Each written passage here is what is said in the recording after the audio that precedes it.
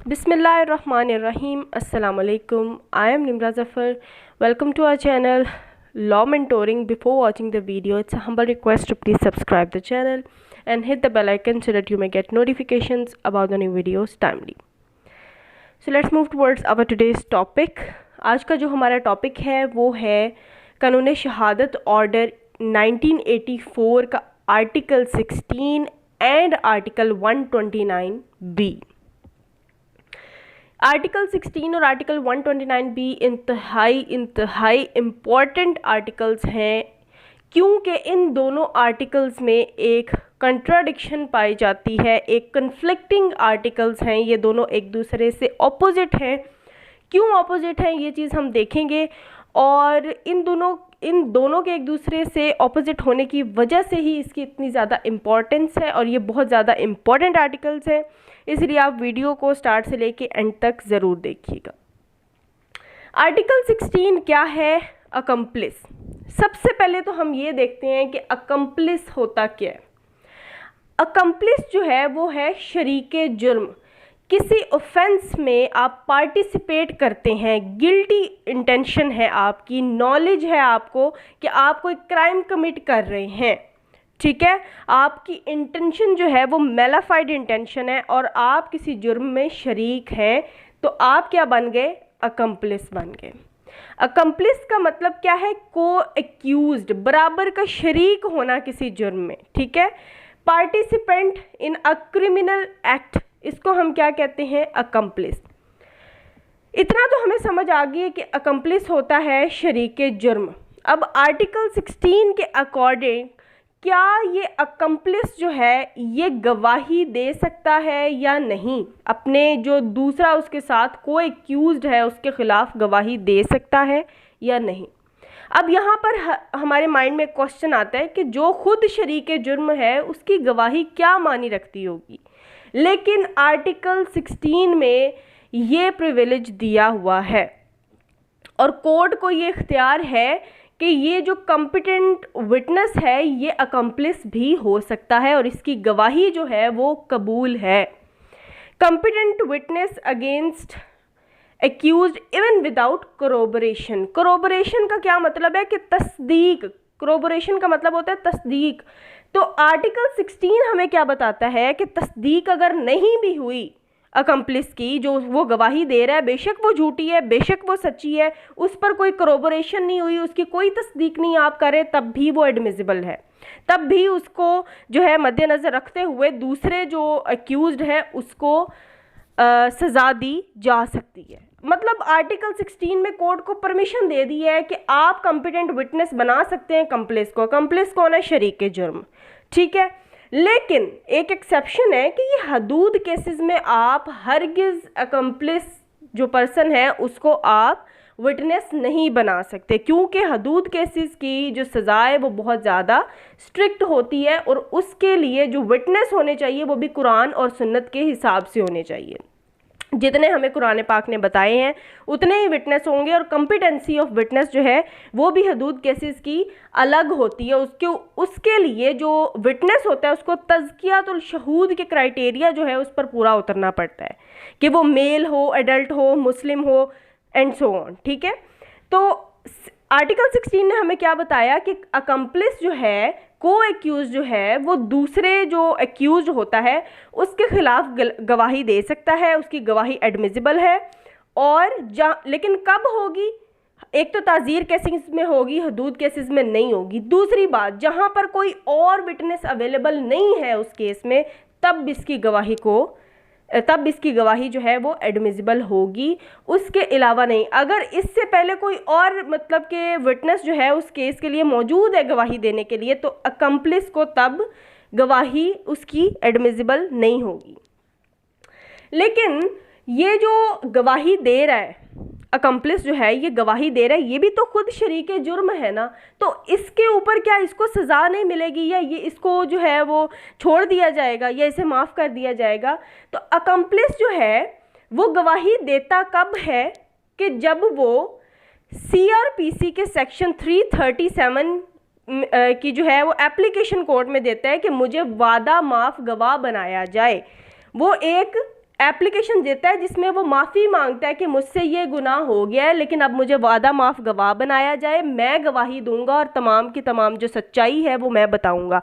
ये 337 section CrPC का किस में अप्लाई होता है? अकम्प्लिस में। जब वो ये एप्लीकेशन देता है फिर वो वादा माफ़ गवाह बनता है और फिर वो विटनेस बनता है और कॉम्पिटेंट, उसकी जो कॉम्पिटेंसी है मतलब कि वो गवाही उसकी एडमिसिबल है। अब हम आ जाते हैं आर्टिकल 129B पर। आर्टिकल 129B क्या कहता है? इसको हमेशा हम आर्टिकल 16 के साथ मिलाकर पढ़ते हैं। क्यों?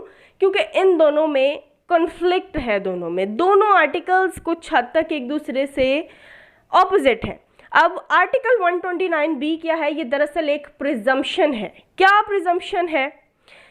इसमें आर्टिकल में दरअसल क्या पूछा गया है कि is an accomplish a credible witness और नॉट?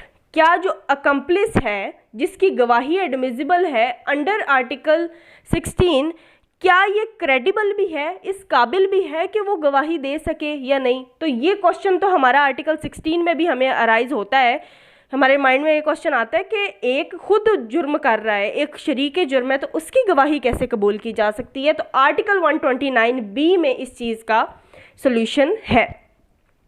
आर्टिकल 129B कहता है कि अकम्प्लिस जो है वो अनवर्दी ऑफ क्रेडिट है, मतलब वो क्रेडिबल विटनेस नहीं है, अनरिलायबल पर्सन है, हम उस पर उसकी गवाही पर रिलाय नहीं कर सकते अनलेस ही इज़ कोरोबोरेटेड, जब तक कि उसकी तस्दीक ना हो। तो इसने इधर वाला जो हमने पॉइंट पढ़ा है अनलेस ही इज़ कोरोबोरेटेड, इसका क्या है मतलब? इसने इसको नल एंड वॉइड कर दिया, इसकी अहमियत तो यहाँ ख़त्म होगी।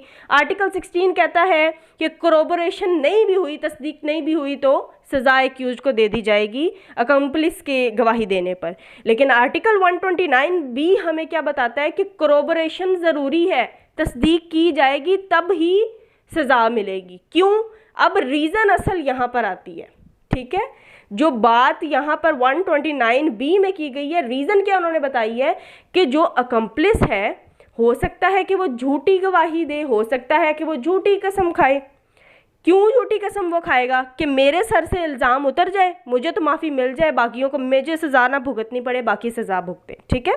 तो ये इसके पीछे विजडम है इसकी।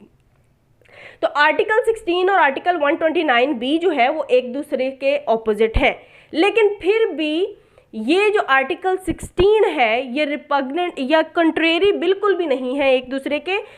इसकी बेस तो यही है ना कि अकम्प्लिस जो है उसकी गवाही तो ली जा सकती है, एडमिसिबल है, लेकिन आर्टिकल 129B ने सिर्फ एक बात में एडिशन की है। एडिशन क्या की है कि कोरोबोरेशन ज़रूरी है, विदाउट कोरोबोरेशन आप उसकी जो है वो गवाही एडमिसिबल नहीं है। तो ये इस चीज़ में जो है एडिशन हुई है।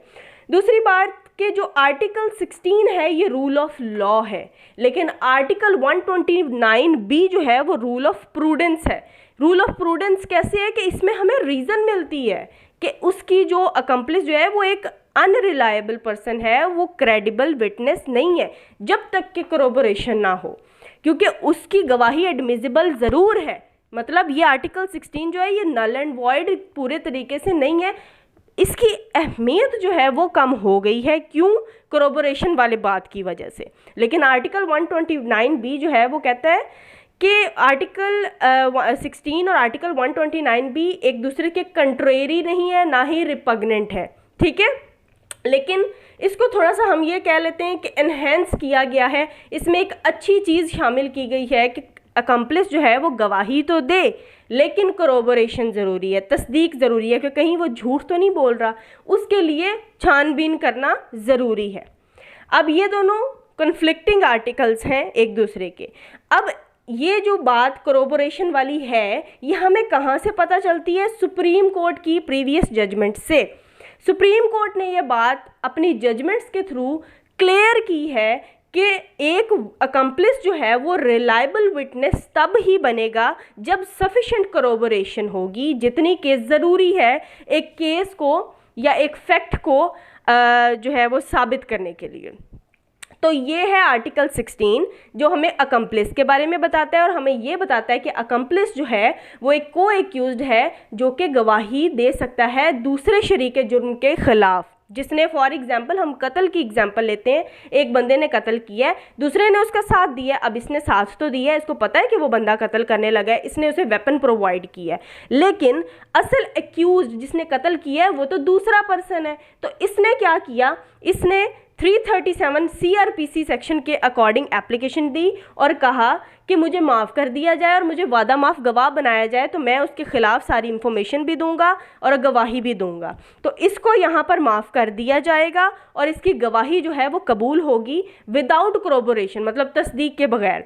लेकिन इसके अगेंस्ट आर्टिकल आया, आर्टिकल 129B, जिसमें सुप्रीम कोर्ट की जजमेंट्स के थ्रू हमें ये पता चलता है कि कोरोबोरेशन इज़ नेसेसरी। ठीक है, एक ये जो अकम्प्लिस है ये रिलायबल विटनेस ज़रूर है, लेकिन जब सफिशेंट कोरोबोरेशन होगी, तस्दीक के बगैर हम किसी को सज़ा नहीं दे सकते। So this was all about our today's lecture. Thanks for watching the video, and if you like the video then don't forget to like, share and comment. Thank you so much.